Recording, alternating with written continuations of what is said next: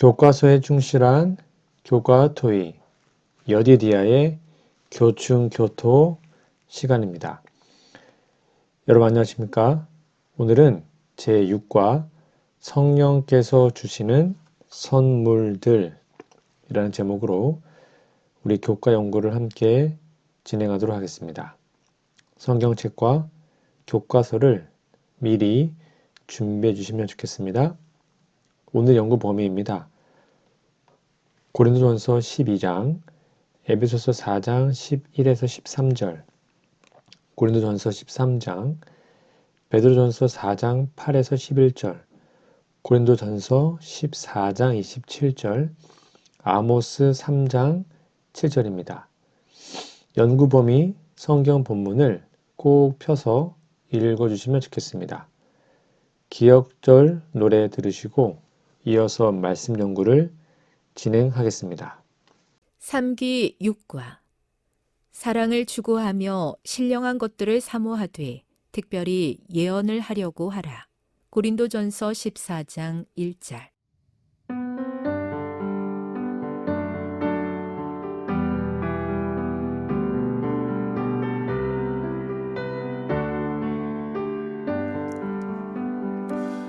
사랑을 추구하며 신령한 것들을 사모하되 특별히 예언을 하려고 하라.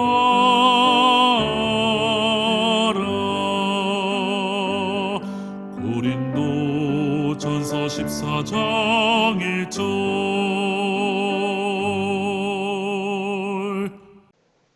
8월 2일 일요일입니다. 제목은 은사의 다양성. 교과도 질문해 보시면 고린도전서 12장 1에서 6절 읽어보라. 여기서 강조점은 무엇인가? 한마디로 다양성 속에 완벽한 통일성을 말합니다. 고린도 교회 성도들은 성령의 다양한 은사들을 경험했지만 역설적으로 그 은사들 때문에 서로를 비교하고 우월감을 느끼며 깊은 분열에 빠져 있었습니다. 그들은 어떤 특별한 영적 현상이나 방언과 같은 은사를 소유한 것을 영적 성숙의 척도로 착각하곤 했죠. 바울은 12장 1절에서 형제들아 신령한 것에 대하여 나는 너희가 알지 못하기를 원하지 아니하노라 라고 포문을 열며 신령한 은사의 참된 본질과 출처가 무엇인지를 명확하게 바로잡아 줍니다. 본문 1절부터 6절까지 바울이 제시하는 핵심 강조점은 크게 두 가지인데요. 곧 성령의 역사의 진정한 기준과 삼위일체 하나님으로부터 말미암는 다양성 속의 통일성으로 요약할 수 있습니다. 즉, 첫 번째로 바울은 참된 성령의 역사를 판별하는 기준을 제시합니다. 이방 종교의 우상 숭배 배경을 가졌던 고린도 교인들은 과거의 황홀경이나 감정적 열광 상태에 빠져서 말 못하는 우상에게 끌려다녔던 경험이 아마 있었을 겁니다. 이방 신전의 광란적 우상 숭배에서도 기이한 영적 현상이나 신비 체험은 있을 수 있거든요. 그러나 바울은 영적 현상의 유무가 중요한 것이 아니라 그 영의 역사가 궁극적으로 누구를 지향하고 있는가가 핵심임을 일깨워 주죠. 3절 볼까요? 하나님의 영으로 말하는 자는 누구든지 예수를 저주할 자라 하지 아니하고 또 성령으로 아니하고는 누구든지 예수를 주시라 할 수 없느니라. 참된 성령의 역사는 오직 예수 그리스도를 삶의 주인으로 고백하게 만들고 그분의 십자가와 주권을 높입니다. 자신의 은사를 자랑하거나 사람을 드러내는 영적 현상은 참된 성령의 역사가 아니라는 엄중한 시금석을 선포한 것입니다. 두 번째로 바울은 은사의 다양성이 분열의 이유가 될 수 없는 까닭을 삼위일체 하나님의 성품과 역사를 통해서 입증합니다.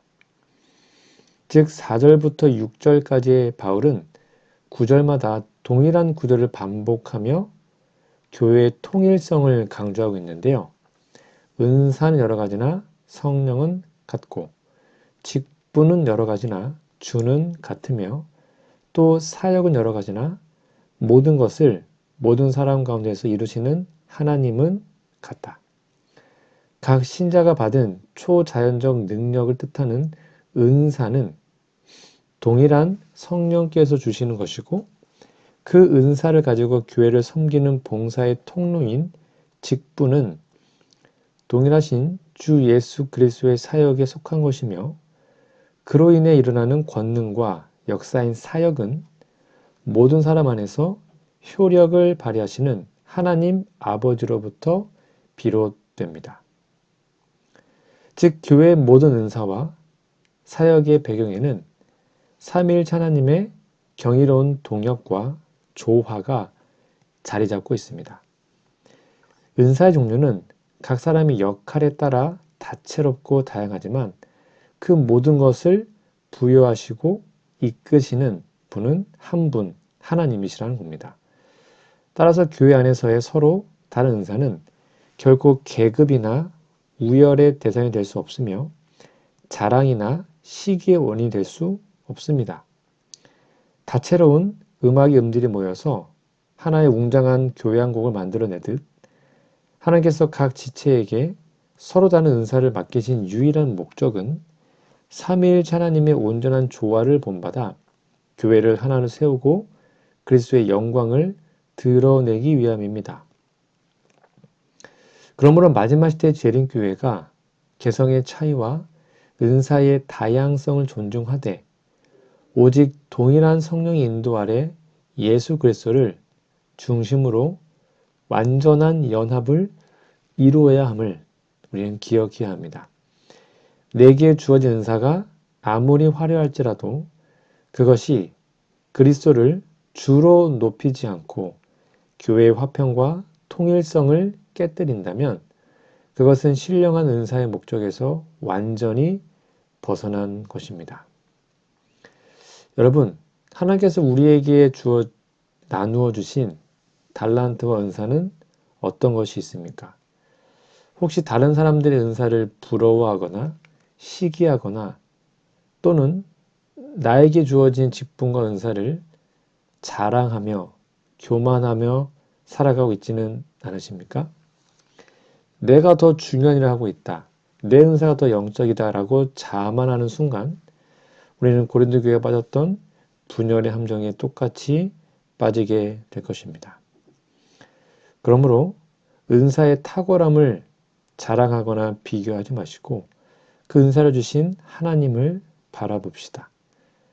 그래서 직분은 달라도 주님은 한 분이고 사역은 달라도 하나님께 모든 영광이 주어짐을 돌려짐을 기억하고 은사의 다양성을 인정하는 우리 모두가 되기를 간절히 바랍니다. 8월 3일 월요일입니다. 제목은 다양성을 통한 연합인데요. 교과서 질문입니다. 고린도전서 12장 12에서 31절 읽어보라. 많은 지체를 지닌 몸의 비유가 교회와 그 구성원을 상징하기에 적합한 이유는 무엇인가? 사도 바울은 오늘 본문에서 교회의 본질과 성도 간의 관계를 설명하기 위해 인간의 몸이라는 경이로운 비유를 도입합니다. 교회를 무생물이나 단순한 조직체 혹은 계급적 사회 집단이 아니라 유기적인 생명체인 몸으로 비유한 것은 아주 놀라운 통찰이죠.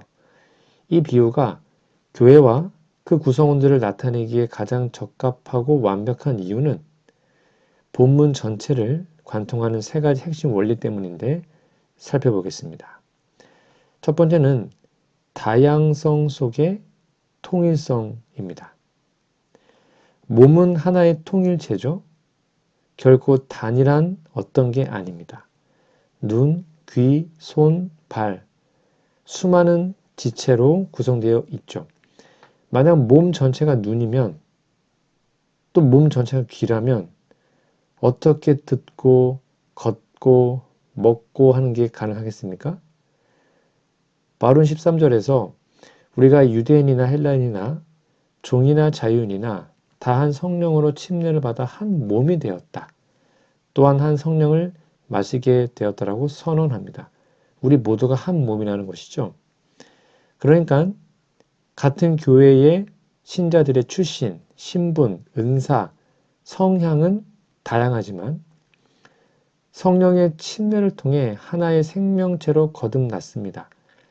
다양성은 분열의 원인이 아니라 몸이 살아 움직이기 위한 중요한 필수 조건이라는 것입니다. 교회가 서로 다른 지체들로 구성된 이유는 바로 이 완벽한 다양성 속에서 그리스도의 풍성함을 나타내기 위함이죠. 두 번째는 상호 의존성과 주권적 배치입니다. 무슨 말인가 하면 기계의 부품은 하나가 빠져도 다른 것으로 대치하거나 떼어낼 수 있지만 몸의 지체는 서로에게 생명선으로 연결되어 있습니다. 눈이 손에게 내가 너를 쓸데없다 할 수 없고 머리가 발에게 내가 너를 쓸데없다 할 수 없죠. 바울은 더 약하게 보이는 지체가 도리어 요긴하고 즉 중요하고 덜 귀 여기는 지체를 더욱 귀한 것으로 입혀주신 하나님의 신비로운 배치를 강조하고 있죠. 18절의 말씀처럼 하나님이 그 원하시는 대로 지체를 각각 몸에 주셨다라고 말합니다. 교회 안에서 나의 직분이나 은사는 내 능력의 산물이 아니라 하나님의 주권적 선물입니다. 따라서 신앙 공동체 안에는 열등감, 나는 발이 아니니까 몸에 붙어있지 않을 거야. 그런 것도 안 되고 영적 자만심, 난 너보다 더 우월하거든? 이런 마음이 들어설 자리가 없다는 것이죠. 세 번째는 생명적 공감과 유기적 연합입니다. 바울은 26절에서 몸의 가장 위대한 생명력을 이렇게 묘사합니다. 만약 한 지체가 고통을 받으면 모든 지체가 함께 고통을 받고 한 지체가 영광을 얻으면 모든 지체가 함께 즐거워한다. 이것이 바로 관념적 조직과 살아있는 몸의 결정적 차이입니다. 여러분, 손가락 하나에 가시가 박히면 온 몸과 뇌가 집중하여 그 통증을 느끼지 않습니까? 27절의 말씀대로 우리는 그리스도의 몸이요 지체의 각 부분입니다.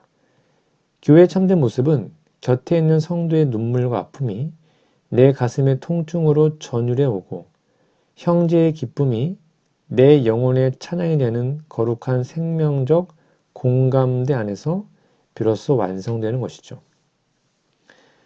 하나님께서 교회에 사도, 선지자, 교사, 능력, 병 고치는 은사 또는 돕는 것, 거두어 살펴보는 것 등등의 다채로운 직임과 은사를 주신 유일한 목적은 서로 우열을 가리기 위함이 아니고 모든 지체가 머리이신 예수 그리스도 안에 온전히 연결되어 그분의 사역을 이 땅에 펼치기 위함입니다.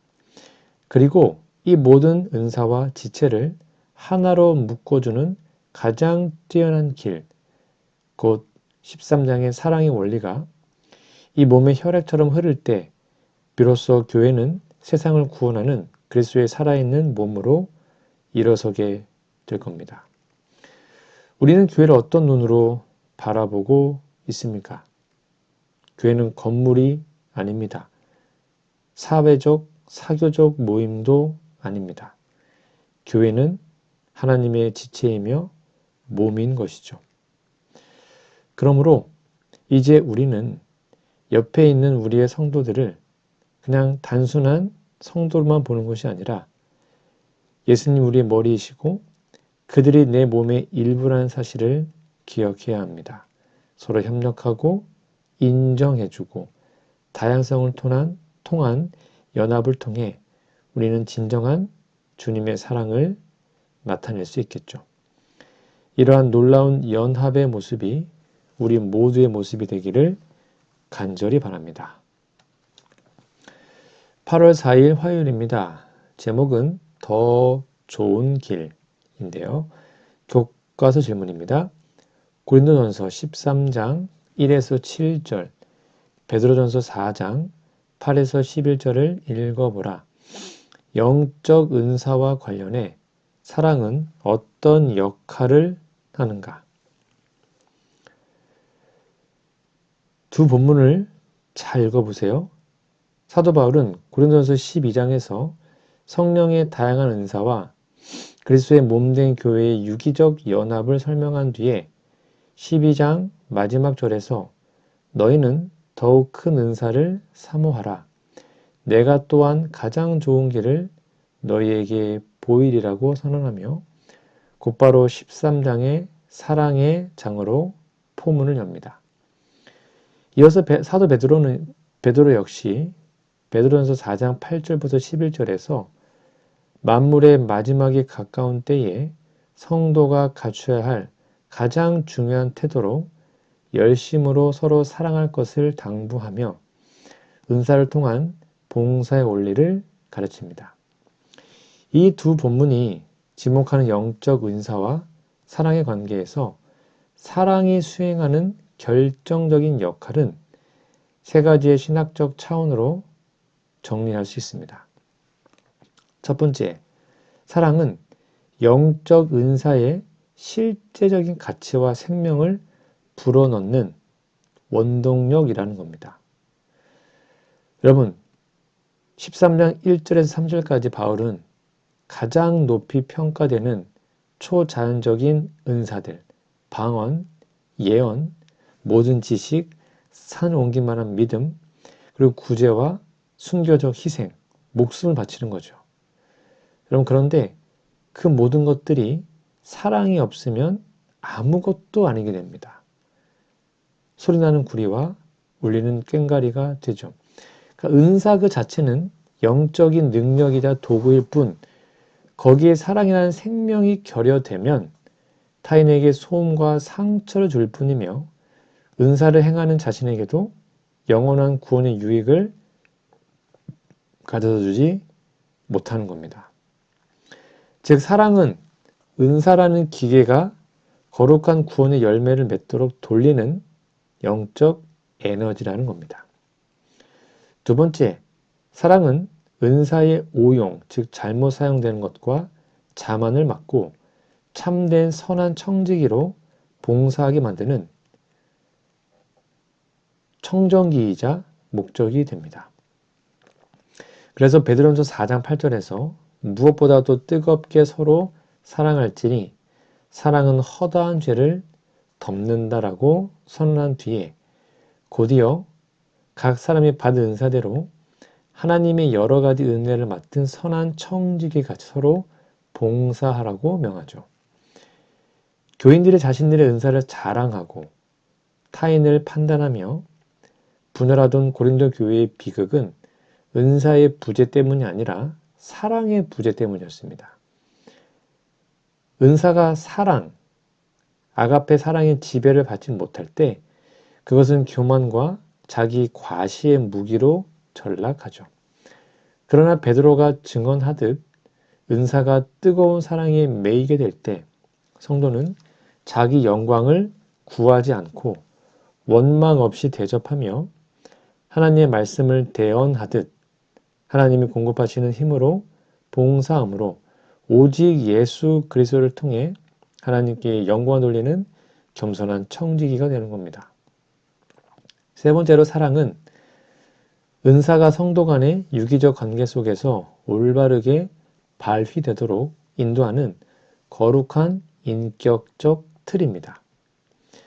무슨 말인가 하면 오늘 본문 고린도전서 13장 4절부터 7절에 묘사하는 이 사랑의 속성들, 오래 참음, 온유함, 시기하지 않음, 자랑하지 않음, 성내지 않음, 모든 것을 참음하고 견디는 것들, 그 자체로 영적 은사가 교회 내에서 어떻게 사용되어야 하는지를 보여주는 행동 법칙이죠.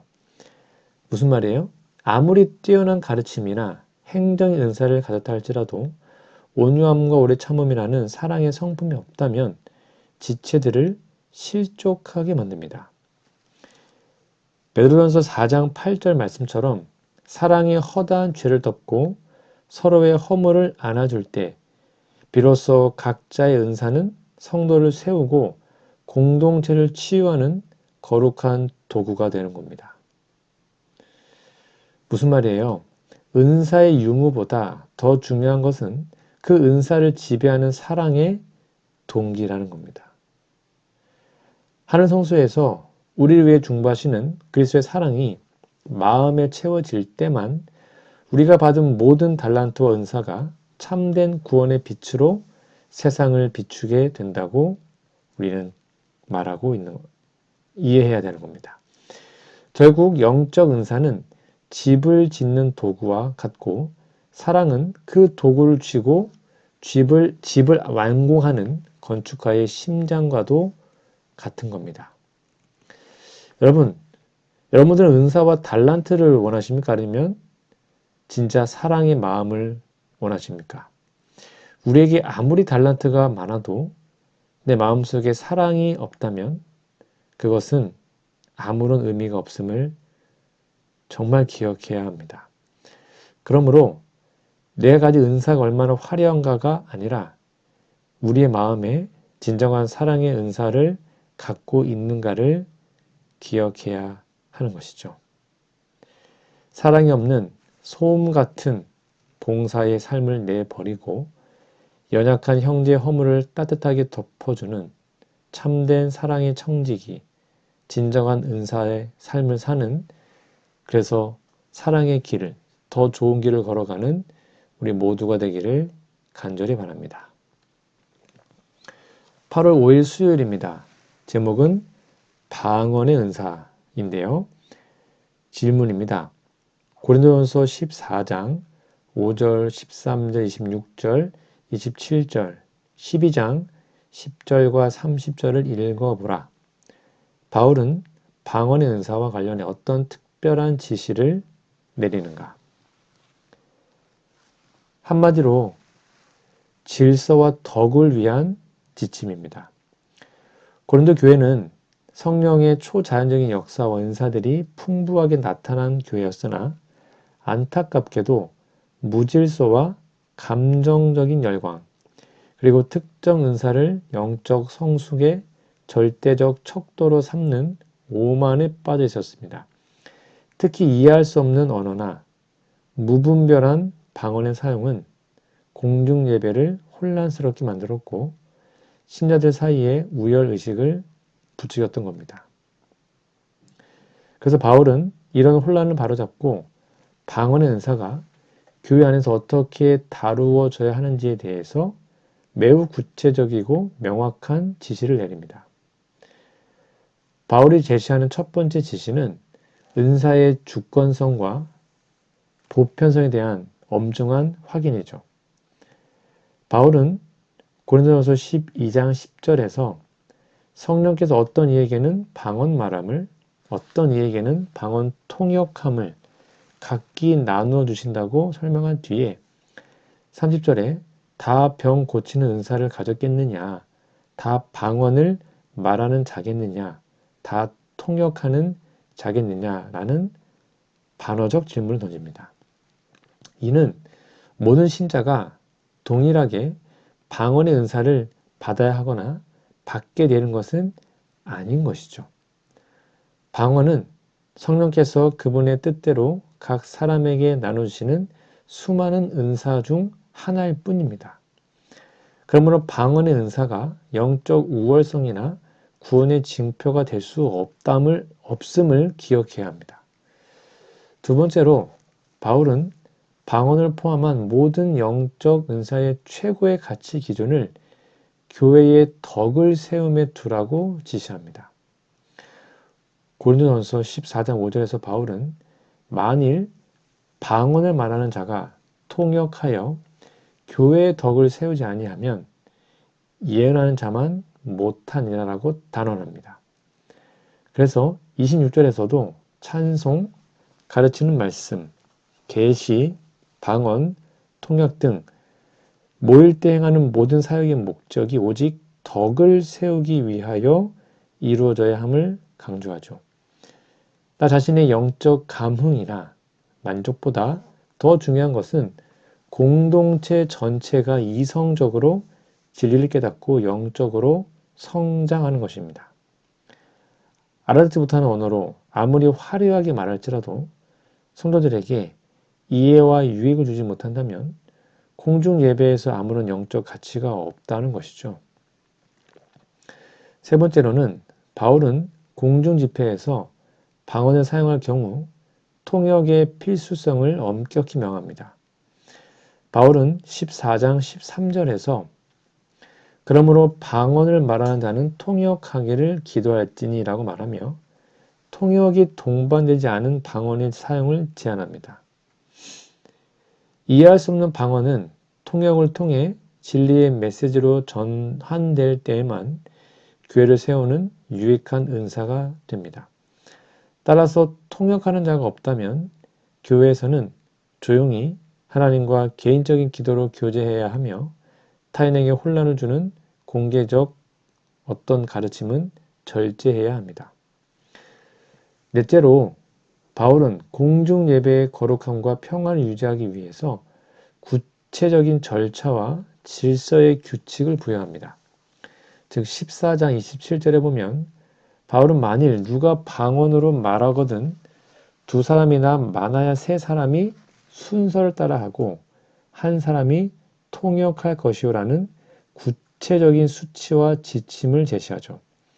한 예배 안에서 방언을 말하는 자는 제한되어야 되고 그것도 동시에 무질서의 소리를 내는 것이 아니라 순서를 따라 차례대로 해야 하고 반드시 한 사람이 통역을 맡아 진리를 대언해야 합니다.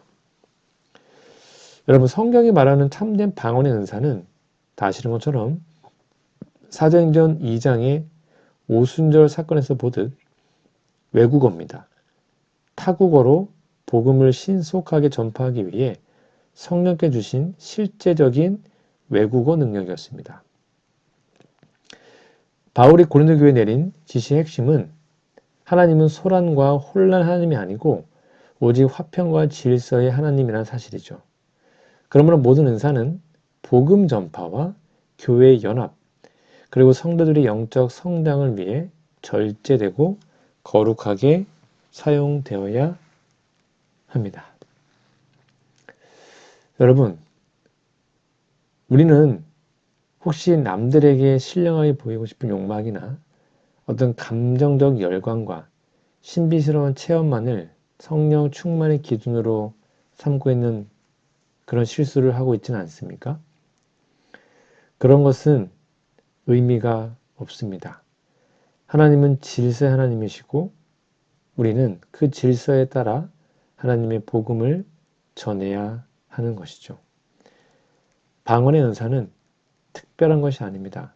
여러 은사 중에 하나일 뿐 그 방언이 어떤 사람의 믿음을 증명하지는 않습니다.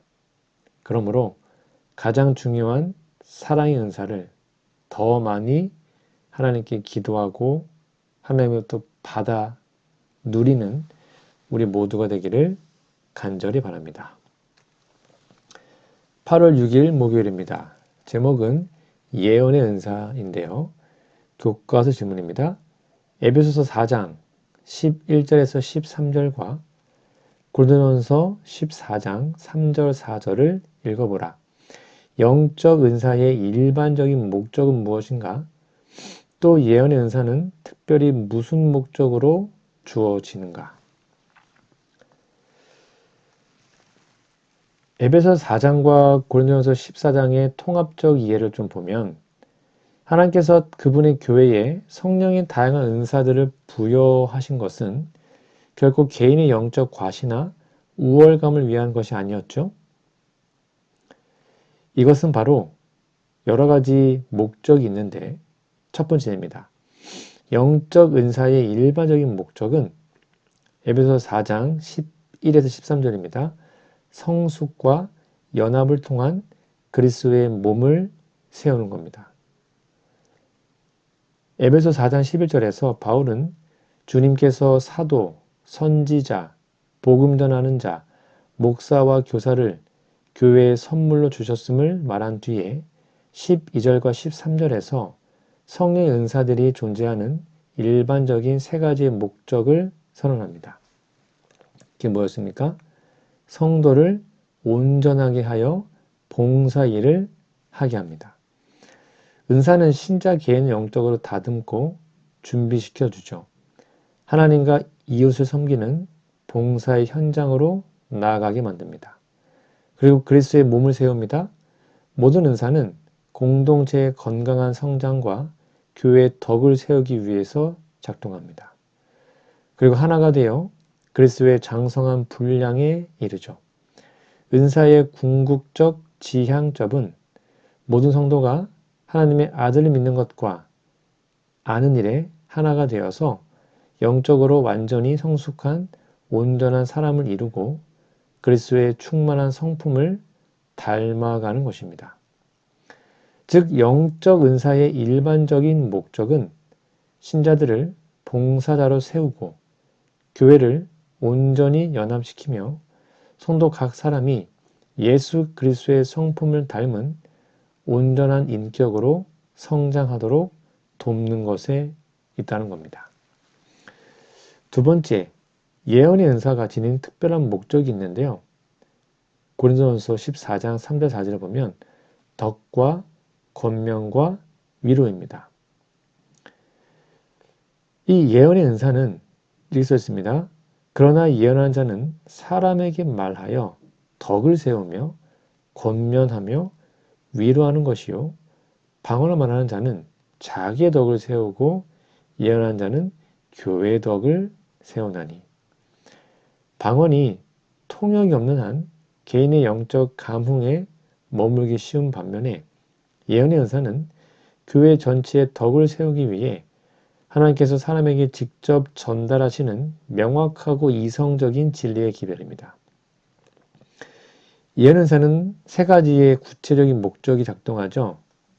첫 번째는 덕을 세웁니다. 성도들의 믿음의 기초를 진리 위에 굳건히 세우고 영적으로 성장시키고요. 그리고 권면합니다. 죄와 안일함에서 돌아서도록 거룩한 영적 자극과 경고, 그리고 올바른 길로의 도전을 줍니다. 세 번째는 위로함이죠. 시련과 낙심 가운데 성도들에게 하나님의 신실하신 약속과 소망을 제시하여 영혼을 소생시킵니다. 여러분, 예언의 은사는 미래의 일을 맞추는 점술적 행위가 아니라 하나님의 뜻을 또렷하게 대언하여 성도들을 진리로 이끄는 통로입니다. 하나님의 말씀을 해석하여 함께 나누고 전달하는 것도 예언의 은사입니다. 그래서 우리 남은교의 특징이 뭡니까? 하나님의 계명을 지키며 예수의 증거를 가졌던 건데 그 예수의 증거가 바로 예언의 신, 대언의 영이죠. 여러분, 이것은 환여사의 글만 말하는 것이 아니라 성령의 이름입니다. 그래서 우리도 환여사의 글이든 성경이든 그것을 말씀을 읽고 하나님의 영감에 귀한 것들을 다른 사람들을 위해서 대신 설명해 주고 권면해 주는 것이 예언의 은사입니다.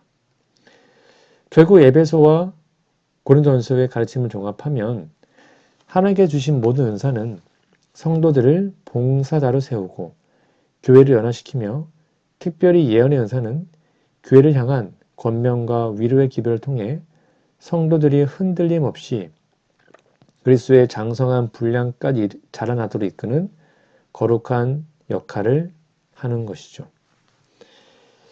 여러분, 오늘 우리에게 주신 직분과 은사를 바라보십시오. 나 한 사람의 영적 만족이나 세상 성공을 위해서 받는 것이 아님을 기억하십시오. 그리고 우리는 예언 은사를 가져야 합니다. 스스로 말씀을 읽고 그 말씀을 다른 사람들에게 전달해 주는 것. 그게 바로 예언의 은사로 살아가는 남은 자손의 특징인 것이죠. 이러한 놀라운 경험들이 날마다 우리에게 있어서 날마다 그리스도의 장성한 분량에 충만한 데까지 자라나는, 성장하는 우리 모두가 되기를 간절히 바랍니다. 오늘은 제6과 성령께서 주시는 선물들 이라는 제목으로 우리 교과 연구를 진행하였습니다. 여러분, 연구보면 성경 본문을 꼭 펴서 여러 번 읽어주시고 기억절도 외워주시면 감사하겠습니다. 다음 주에는 제7과 사랑의 본 모습이라는 제목으로 우리 교과 연구를 진행하도록 하겠습니다. 다음 주까지 건강하시고요. 우리 기도하고 모든 공부를 마치겠습니다. 하늘에 계신 아버지, 자신과 의견이 다르다고, 방식이 다르다고, 스타일이 다른 사람들을 틀린 사람을 여기는 잘못을 혹시 우리가 저질렀다면 용서해 주시고, 우리가 동일한 몸의 각 지체임을 명심하며 그리스도 안에서 서로 존중할 수 있게 하여 주시옵소서. 우리의 은사가 무엇인지 알게 하시되 그로 인해 교만하지 않게 하시고 주님 앞에서는 늘 무익한 종임을 기억하면서 서로의 장점을 붙돋고 경쟁이 아니라 협력과 화합으로 향하는 마음을 지니게 하옵소서. 주님, 사랑하고 있다는 저희 생각이 추상적인 관념으로만 그치지 않고 직접 행동으로 나타나게 하옵소서. 오늘 사랑을 실천하게 하시고 누구에게 무엇을 어떻게 해야 할지 일깨워 주시옵소서. 능숙한 장인의 손에 들린 연장이 되고 싶습니다. 잘 박힌 못처럼 쓸모있는 도구가 되게 하옵소서. 오늘도 주어진 모든 힘과 재능으로 주님의 영광을 오로지 드러내게 하옵소서. 우리에게 예언의 선물을 주셔서 감사합니다. 하나님의 영으로 감동받은 메시지를 귀하게 받아들이고 다른 사람들에게 현재의 진리를 밝혀주고 그리스도를 높이게 되는 진정한 남은 자손으로 살아가는 우리 모두가 되게 하여 주시옵기를 예수님의 이름으로 간절히 기도합니다. 아멘.